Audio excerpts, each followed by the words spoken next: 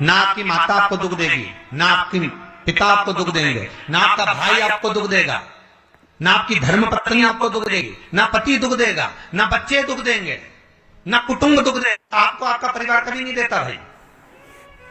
ना आपकी माता आपको दुख देगी, ना आपके पिता आपको दुख देंगे, ना आपका भाई आपको दुख देगा, ना आपकी धर्म पत्नी आपको दुख देगी, ना पति दुख देगा, ना बच्चे दुख देंगे, ना कुटुंब दुख देगा, ना बहू दुख देगी, ना पोता पोती दुख देंगे। आप में से कितने लोग हैं जो टीवी पर कथा सुन रहे हैं और उनका परिवार उनको दुख दे रहा है?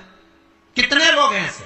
कभी विचार करना एकांत में बैठकर कि आपको ना आपकी पत्नी दुख दे रही है, ना आपको आपका पति दुख दे रहा है, ना आप अपने पति को तलाक दे रहे हो, ना आप अपनी पत्नी को तलाक दे रहे हो, ना आपका बेटा आपको दुख दे रहा है, ना आपकी बहू आपको दुख दे रही है, ना आपके कुटुंब के लोग, परिवार के लोग, भाई आपको दुख दे रहा है। ये कहीं नहीं हो सकता। भाई भी आपको दुख नहीं दे रहा, ना आपके परिवार वाले, ना नातेदार, ना रिश्तेदार, ना मित्र, ना सखा, ना दोस्त, कोई आपको दुख नहीं देता। ये शिव महापुराण की कथा कहती है हमको लगता है कि हमारे परिवार वाले दुख दे रहे हैं, हमको लगता है हमारी बहू हमें दुख दे रही है, हमें लगता है हमारी सास हमें दुख दे रही है, हमें लगता है हमारा पति हमको दुख दे रहा है, हमें लगता है हमारे कुटुंब वाले हमको दुख दे रहे हैं। पर शिव महापुराण की विद्येश्वर संहिता कहती है ये कोई आपको दुख नहीं देते। दुख आपका पूर्व का कर्म आपको देता है। ये जितने भी मिले हैं ना आपको, रिश्तेदार, नातेदार, कुटुंब, भाई, बंधु, सखा, पत्नी, पति, पोता, पोती, ये जितने लुटेरे मिले हैं, ये जितने अपशब्द कहने वाले मिले हैं, ये जितना ताने देने वाले मिले हैं, ये जितना गाली देने वाले मिले हैं, ये जितना उंगली उठाने वाले मिले हैं, ये कोई दूसरे नहीं, तुम्हारे पूर्व कर्म के कोई ना कोई पुराने ही होंगे जो तुम्हारे साथ जुड़कर तुम्हारी टांग खींचने के लिए सामने खड़े हुए हैं। ये कोई तुम्हारे होंगे।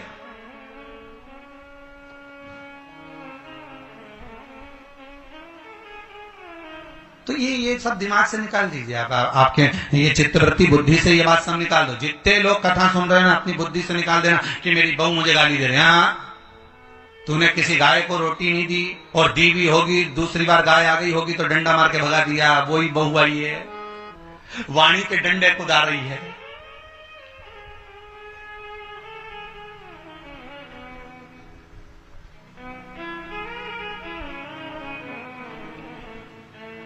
कोई बेटा अगर नहीं सेवा कर रहा, कोई बेटा नहीं पूछ रहा, समझ लेना पूर्व में हम, हमारे बुजुर्ग, कोई दादाजी होगा, कोई दादी जी होगी, कोई ससुर जी होगा, कोई जेठ जी होगा, हो सकता है किसी की हमने सेवा नहीं करी हो और वही बेटा बनकर आया, आज हमारी सेवा नहीं कर रहा। मत बुरे कर्म कर बंदे वरना पछताएगा, भगवान की आंखों से तू बच नहीं पाएगा, तू बच नहीं पाएगा।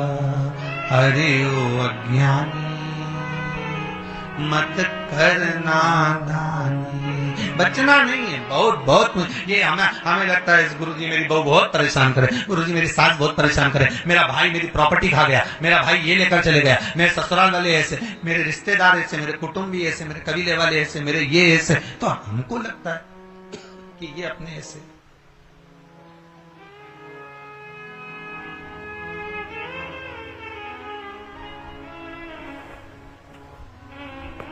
हमको लग रहा है कि ये हमारे इससे हैं, हमारे को लूट रहे हैं, हमको ऐसा परेशान कर रहे हैं, हमको ऐसा कर रहे हैं। पर नहीं भाई,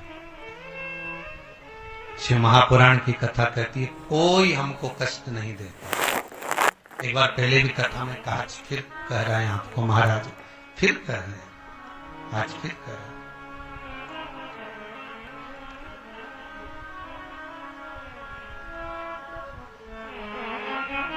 आपको फिर निवेदन कर रहे हैं, बीमार हुए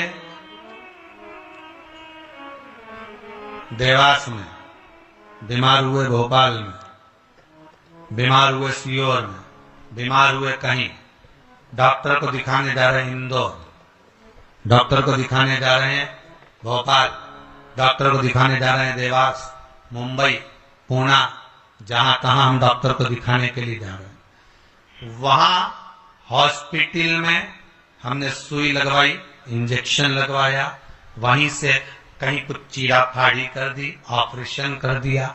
जरा विचार करना, कभी एकांत में बैठ कर की रहते यहाँ थे, दवाई लेने पहुंचे वहां, इंजेक्शन वहां लगवाया, बताओ ऑपरेशन वहां करवाया। तो इतने सारे हॉस्पिटल, कहीं ना किसी ने कहा सूरत भी जा सकते हो, किसी ने कहा अहमदाबाद चले जाओ, किसी ने कहा वहां चले जाओ, कोई कहा पुणे चले जाओ, कोई कहा मुंबई चले जाओ, कोई कहा इंदौर चले जाओ, कोई कहा भोपाल चले जाओ। और रहने वाला कहाँ का और जाकर ऑपरेशन करवा रहा है कहाँ पर? विचार करिएगा। रहने वाला कहाँ का और इंजेक्शन लगवा रहा है कहाँ जाकर? जरा विचार करिएगा।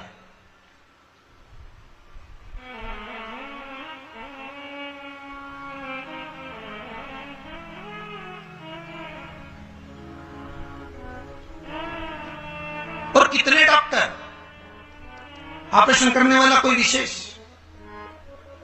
कितनी डॉक्टर सिस्टर, इंजेक्शन लगाने वाली कोई, लगाने वाली कोई विशेष वहां बैठी है। उसको तुम नहीं पहचानते, वो आपको नहीं पहचानते। अभी अभी कोरोना का टीका लगवाया होगा, वैक्सीन लगवाई होगी, इंजेक्शन लगवाया होगा, कोरोना महामारी का लगवाया सबने। अब लगवाया तो उसमें आपके मन में विचार तो आएगा, ना तो हम इस सिस्टर को पहचानते, ना हम इस डॉक्टर को पहचानते, गए और सुई लगवा के आ गए। पर उसने हमको कष्ट तो दिया, भले वो थोड़ा सा चुभाया पर कष्ट तो मिला। पर विचार करा कि ये क्यों मिली, कारण क्या था, इसी ने क्यों चुभाया। हो सकता है पूर्व में तुमने भी इसको कोई कष्ट दिया होगा, हिसाब बराबर करने के लिए यहां लाके छोड़ दिया।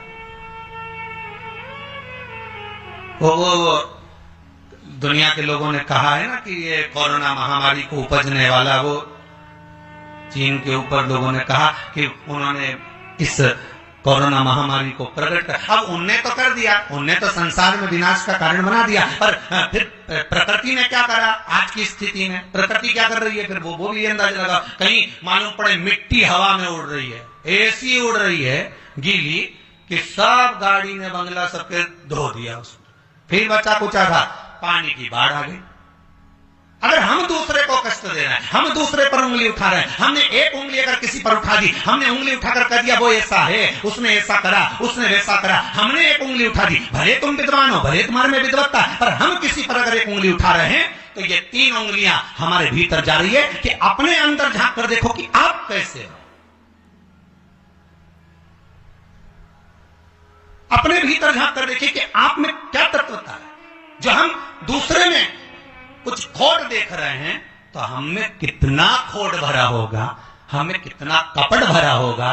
तभी तो सामने वाला कपटी नजर आ रहा है। जैसा चश्मा लगाओगे सामने वाला व्यक्ति वैसे ही तो दिखेगा। लाल कलर का लगाओगे तो लाल दिखेगा, काला लगाओगे तो काला दिखेगा, पीला लगाओगे तो पीला दिखेगा। नेत्रों में जो काम, अगर अहंकार है तो अहंकारी दिखेगा, लोभ है तो लोभी दिखेगा, वासनावान है तो वासनावान दिखेगा, तृष्णावान है तृष्णावान दिखेगा, चोर है चोर दिखेगा, कपटी है कपटी दिखेगा, बेईमान है बेईमान दिखेगा, अज्ञानी है अज्ञानी दिखेगा। आपकी दृष्टि जैसी होगी सामने वाले की सृष्टि वैसी ही नजर आएगी, सामने वाला व्यक्ति आपको वैसा ही दिखेगा। आपका चित्त अच्छा है, आपका मन अच्छा है, आपके दिल अच्छा है, आपके भाव अच्छे हैं, सामने वाला भी वैसा ही नजर आएगा।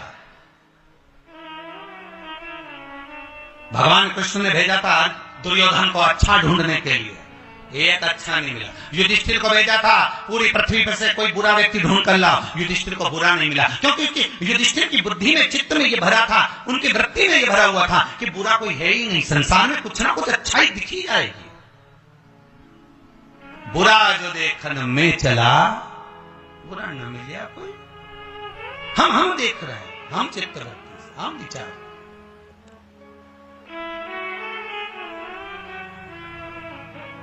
कौन ना बहू बुरी है, फिर निवेदन करूंगा, ना सास बुरी है, ना बेटा बुरा, ना बहू बुरी, ना ही ये पूरा संसार बुरा, सब अच्छे हैं।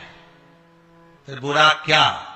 अपना कर्म जो हम कर कर आए हैं उस कर्म का भोग संसार में आकर भोगना पड़ेगा। एक रोटी भी हमको खाने को मिल रही है तो हमारे पूर्व के किए हुए कर्म के अनुसार मिल रही है। दुख भी अगर हमको मिल रहा है तो हमारे पूर्व के कर्म के अनुसार मिल रहा है। सुख भी मिल रहा है तो हमारे पूर्व के कर्म के अनुसार मिल रहा है। हम जैसा कर्म करें उसके अनुसार हमें फल मिल रहा है।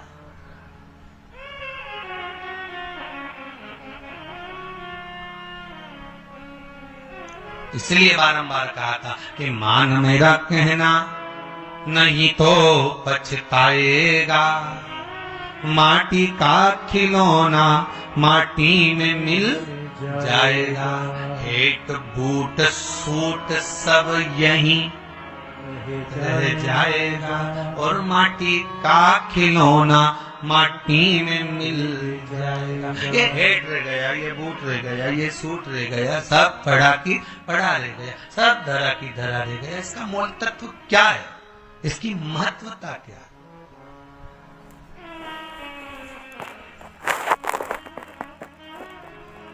इसकी मूलता कुछ नहीं, इसकी मुख्यता कुछ